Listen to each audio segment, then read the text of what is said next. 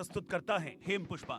Immunity बढ़ाए, स्वस्थ बनाए, महिलाओं की नंबर 1 आयुर्वेदिक औषधि व टॉनिक।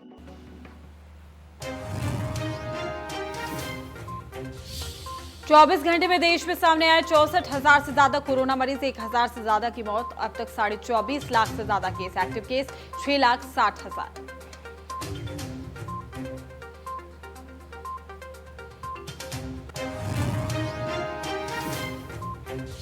हरियाणा में 45,000 के पास पहुंचा पॉजिटिव केस का आंकड़ा। 24 घंटे में 793 केस, 8 मौत, 792 लोग हुए हैं डिस्चार्ज। रिकवरी रेट करीब 84%।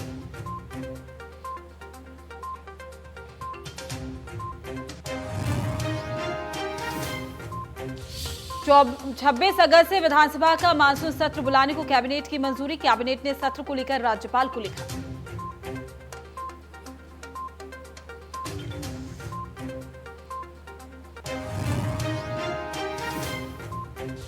पंचायत चुनाव में महिलाओं को मिलेगी आधी भागीदारी। मुख्यमंत्री बोले जल्द लाएंगे बिल। कैबिनेट बैठक में कई अहम फैसलों पर मुहर।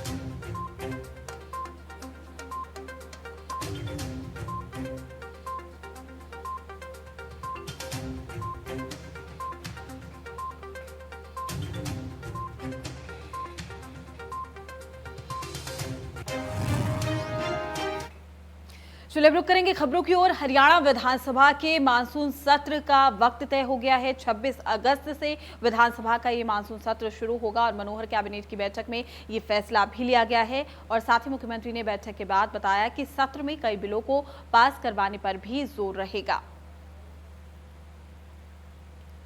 तो कल हरियाणा कैबिनेट की अहम बैठक हुई थी और इस बैठक में तमाम फैसले लिए गए। मुझे लगता है कि राज्यपाल हमारी प्रार्थना को स्वीकार करेंगे और स्पीकर साहब को निर्देश देंगे कि 26 को दोपहर 2 बजे सत्र बुलाएं और वो सत्र कितना होगा बिजनेस एडवाइजरी कमेटी में, उस पर हम लोग 26 तारीख को ही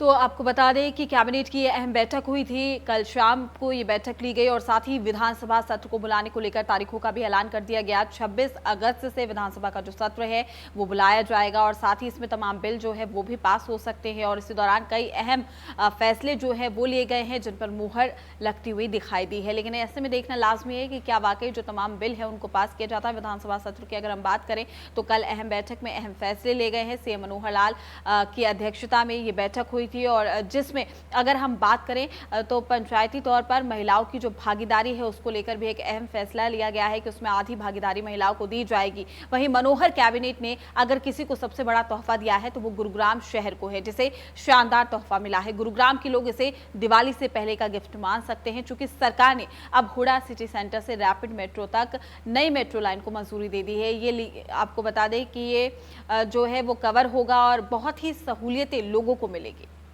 गुरुग्राम में हमारा जो मेट्रो के लिए हमने जो कॉर्पोरेशन बनाई है उसका पहला प्रोजेक्ट अपने आप में एक इंडिपेंडेंट प्रोजेक्ट होगा।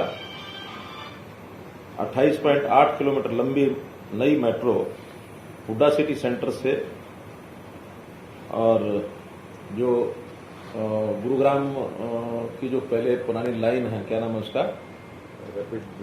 रैपिड मेट्रो, उसको जोड़ेगी। पूरे शहर का एक राउंड लेते हुए 6,821 करोड़ रुपए का इसका बजट है। तो उसकी जो डीपीआर बनी है उसको आज कैबिनेट ने स्वीकृति दे दी है। मेट्रो की जो रेल पहले बनी हुई है, जिसको कभी रैपिड मेट्रो, प्राइवेट मेट्रो जो बनी हुई है, पूरा शहर को, पुराने शहर को घूम करके और 28.8 किलोमीटर लंबी रेलवे लाइन होगी। 6,821 करोड़ रुपए इसकी लागत है।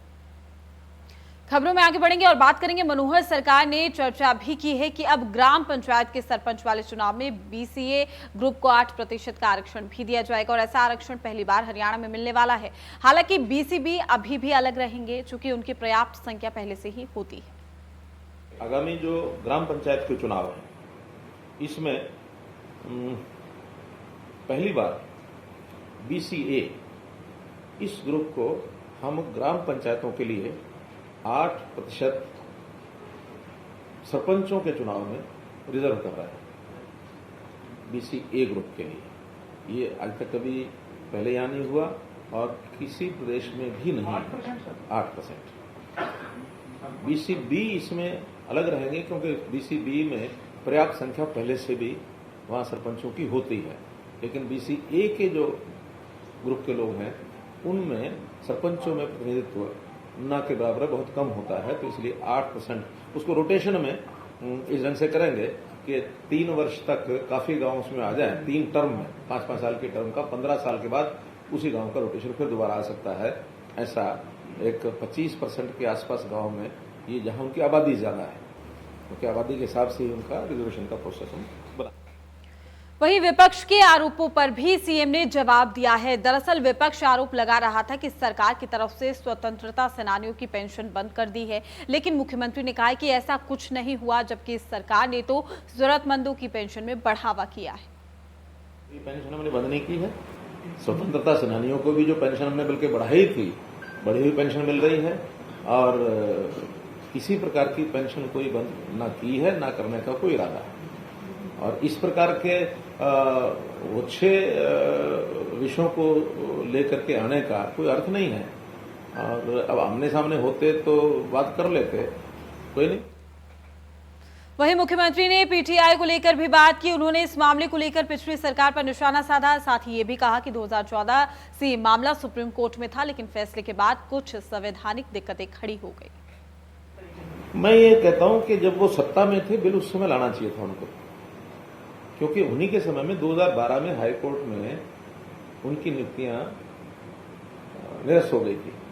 उसके बाद शायद डबल बेंच में गए थे या एलपी में गए थे, दोबारा से फिर निरस्त हुई। 2012 से 14 तक वो अच्छे भले शासन में थे, उनको बिल लाना चाहिए था अगर लाने का उनका उस प्रकार का विषय था। नहीं क्यों लाए, ये मैं उनसे पूछता हूं। फिर हमने तो 2015 से सुप्रीम कोर्ट में लगातार विषय है, 14 के हमारे आने के बाद। हमको अगर किसी प्रकार की कोई दुर्भावना होती तो हमारे पास तो 5.5 साल थे, हम दुर्भावना से लेके आते। लेकिन सुप्रीम कोर्ट में सारी लड़ाई लड़ने के बाद आज जब सुप्रीम कोर्ट ने सीधा सीधा विषय तय कर दिया, बिल भी ऐसे ही तो पास नहीं हो जाते, उसमें सहमति चाहिए होती है, संवैधानिक विषय होते हैं।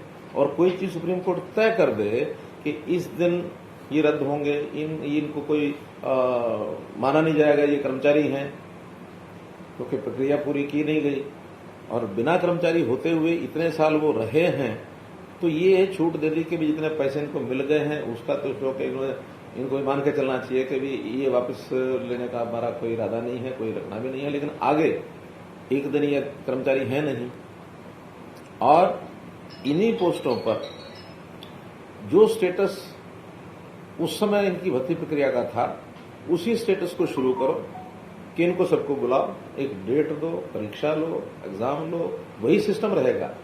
हमने हालांकि कई सिस्टम उसके बाद बदले हैं, लेकिन बदले हुए सिस्टम भी इसके ऊपर लागू नहीं होंगे। जो सिस्टम 2000 कब भर्ती हुई थी, 5 में 6 में जी, तो जो सिस्टम उस समय था उतने ही अंक परीक्षा के, उतने ही अंक इंटरव्यू के, उतनी ही सीटें, उतने ही कैंडिडेट जिन्होंने अप्लाई किया था, उन्हीं को सबको बुलाओ, जितने आएंगे उसी प्रकार का एक प्रश्न पत्र बना करके इनका एग्जाम लो, इंटरव्यू लो।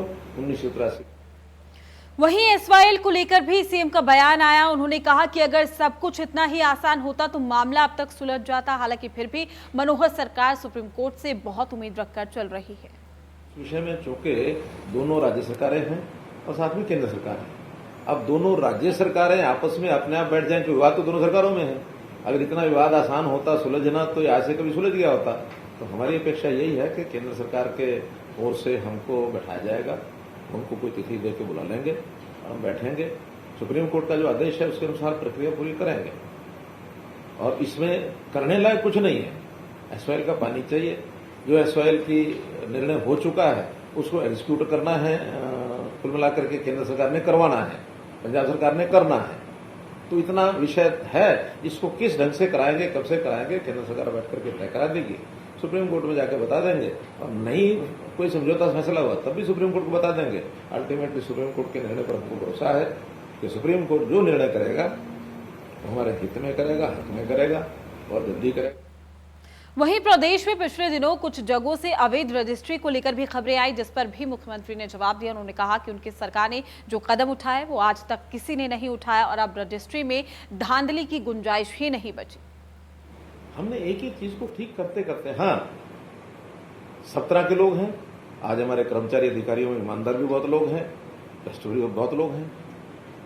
सारे हम 3.5-4 लाख लोगों को एक पलड़े में नहीं डाल सकते, उसके ऊपर शिकंजा कसने का काम हमारा है। जो सिस्टम हम बनाने के लिए लगे हुए हैं, रजिस्ट्रियों का सिस्टम, किसी सरकार ने आज तक ऐसा बोर्ड स्टेप लिया हो कि 15 दिन के लिए रजिस्ट्रियां बंद, आज तक कभी सुना था? ये कब खोले जा रहे हैं? अब कुछ तो एग्रीकल्चर की तो खोल दी हमने, उसके लिए तो अपॉइंटमेंट दिलाना शुरू कर दिया।